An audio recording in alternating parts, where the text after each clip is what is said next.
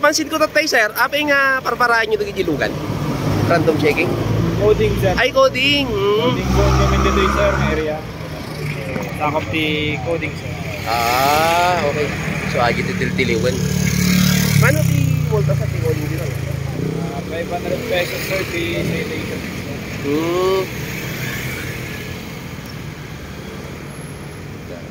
So, ti coding tatay, Friday 9-0. Right sir. Gusto sir? Kabanti ko tayo sir, window hours. Ay, awan ti window hours na ajay? 7 AM to 7 PM. 7 to 7. Tapos sa Education Road, bawal ti motor. Or sir, motor and bike. Motor kan bike tapos Going up, going down kasi. ada ti window hours naman. Awan. Ngamin hindi rabi eh, nagnakami di Station Road, ado mo ti motoran pero alas 12 yung hindi makapag. Awan, ang kalatan ka sir, pura rabi. Yung most likely han nga tinupahan hanggang tiniwan, buwan awan lang sa tinay. Awan sir. At damat ko nga matyampahan. Samba-samba lang na. Thank you, sir. Sir, thank you. Nag-joke lang ta.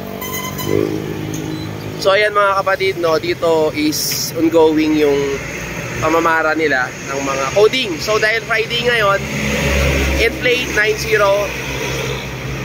pag kayo dumaan dito. Or, mas maganda, huwag nyo nang gamitin yung sasakyan nyo here at Baguio City. Kasi nakabantay yung mga PNP Baguio. So, ayun na, pinaalam natin kay sir na mag-video tayo. So, doon sa Station Road naman mga kapatid, bike tsaka motor, bawal, no? So, as per sir, walang window hours. So, huwag kayong pumunta doon. 24 hours. 24/7.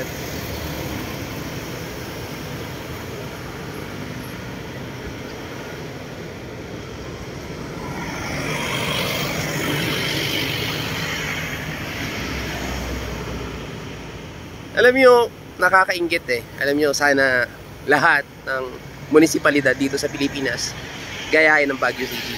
Napaka-responsable.